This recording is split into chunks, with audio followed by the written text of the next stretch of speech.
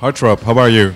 Very good, thanks. Yeah. You just released your new album, Dear Painter, Paint Me. What's the idea behind the title?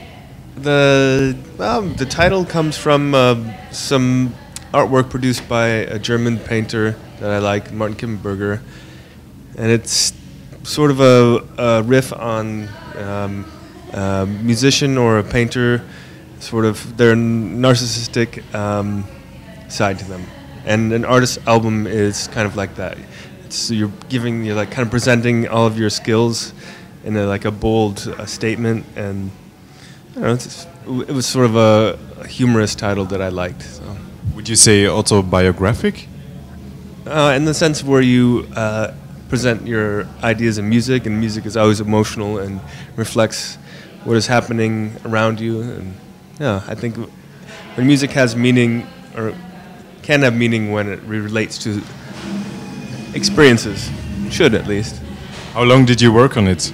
I'd worked on the album for up to about 2 years. I mean, I produced it in 8 months, but started to write the tracks and figure out some of the ideas for the record in the last 2 years when I was living in Paris. Are you someone that can write music in hotel rooms or while waiting for a plane? I mean, sometimes ideas come in those moments when you feel creative, and that's the beauty of having a computer, a laptop computer, and spending time on the road and having the ability to express yourself with limited means with software. And I don't need an orchestra or a big studio to sort of execute a couple of simple ideas. But so yeah, I can do that. It's a tough time for albums now with a single download culture. Did that change the way you took on it? I'm not like Stevie Nicks or anything. I just present my ideas and my music the way that I can. This is my first album, so I wanted to present a broad spectrum, or a spectrum of what I find to be broad in terms of dance music, or that had a similar emotional content. So. Do you have a favorite track on the album? No, not a favorite, but each one has or utilizes ideas that I think are interesting, and like I said, have an emotional content that resonates for me. I mean, or made them. Yeah.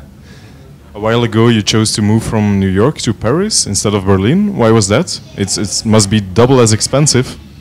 It wasn't moving anywhere after New York is kind of, you can go into shock, because New York has so much, the most concentration of culture and vibrance in the United States and North America, and Paris seemed to be right in that channel.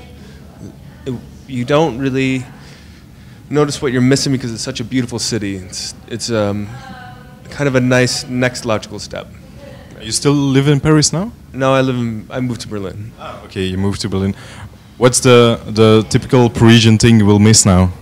The most typical thing that I will miss, I would say, is lifestyle in Paris. It's really, for me, it was very generous and pretty healthy, great food, being surrounded by beauty, and a very dedicated interest in a good lifestyle.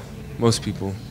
Are you working on any other projects, like remixes or anything? Yeah, I have a remix I'm doing for Mike Shannon on +8, and now I'm just going to begin to work on other music for myself.